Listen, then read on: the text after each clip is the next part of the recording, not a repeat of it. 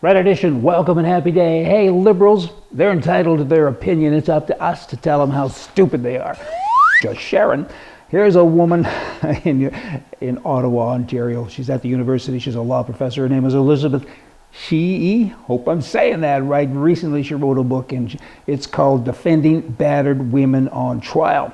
Her thesis is that women who experience abuse from their male partner should have the right to kill the man at any time. When the man is sleeping, sneak up on him and put a bullet in his head or do whatever it is you want to do. When they least expect it, that's the important part, without fear of being charged with murder.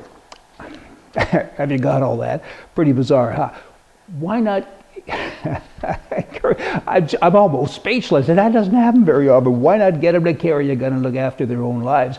When the man is beating them, most of the women that are subject to this, they keep going back. I mean, I don't get it. It's kind of like the animal kingdom. You go look at a calf sometimes, and it goes to the cow, and it suckles the cow, and the cow kicks the bejeebers out of it, and the calf goes away and comes back later and does it again. We don't know why. Maybe that calf needed counseling, but back to people, come on, I get it, but you can get counseling, you can get away. You don't have to kill somebody, and if you do, at least look him in the eye and do it. Defend yourself. When he goes to hit you, man, pull your gun out and kill him.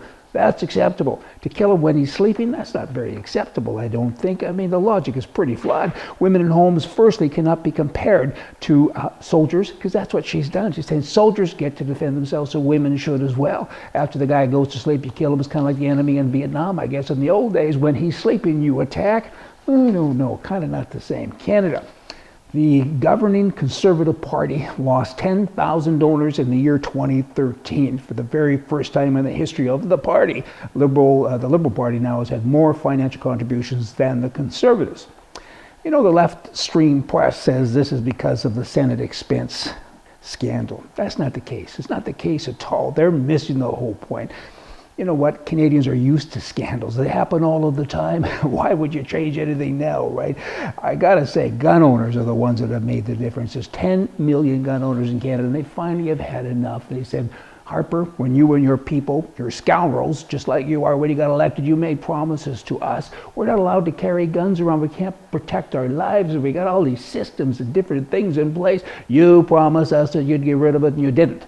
We keep voting for you because we have nowhere else to go. And now they have finally gotten together, and they're kind of getting organized. Conservatives, pay attention.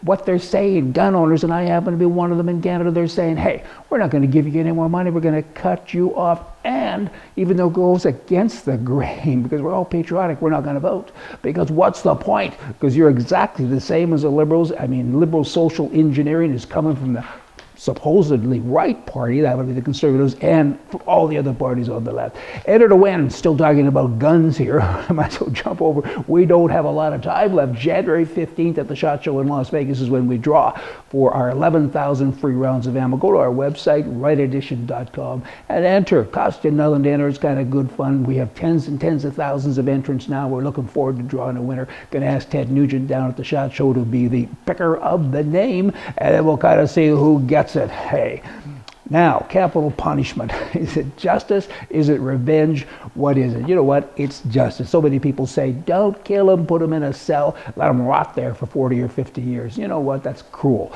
in my view at least. I mean, if he's done a real bad thing, put him down. And 85% of all Canadians actually agree with me. Americans, of course, it's higher than that slightly, but it is higher. Some states, governors and politicians are saying, that's bad capital punishment. It ain't bad. It's kind of the ultimate penalty. And I'm talking now in particular about a fella in Kansas City. And in 1994, he just had a car accident. And a good Samaritan dropped by and said, I'll help you. And this bad guy took him into the woods, put a gun to his head and killed him. And then the next day, he and his accomplice went and killed 2 other people. And they were finally caught. And 20 years later, he's been executed. It's a darn good thing, and I hate to sound like a killmonger, but you know what? That's justice. It ain't revenge.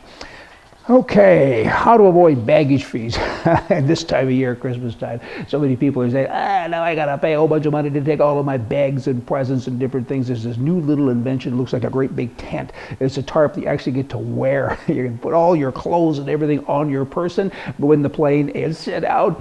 And actually when you get in the plane, you can take it off and you can fold it up in a certain way and kind of stack it in 2 or 3 different places. But when you're going in, legally, in terms of all their policies as well, you're just kind of dressed funny. You're not taking your bags. That's kind of interesting. Okay, a cowboy's tombstone. Here are 5 rules for men to follow for a happy life. And here's a man, his name is Russell Larson. He put this on his tombstone in Logan, Utah 100 years ago. He didn't know he'd be winning a contest, but in fact, that's what he did. There was a contest recently, and he's a winner. Let me tell you what he had on his tombstone. 5 important rules for men to follow for a very happy life. Number 1, to have a woman who helps at home, cooks from time to time, cleans up, and has a job. Number 2, to have a woman who can make you laugh. Number 3, to have a woman who you can trust and doesn't lie to you. And number 4, to have a woman who is good and bad and likes to be with you. Number 5, it's very important that these 4 women do not know each other. You could end up dead, like me.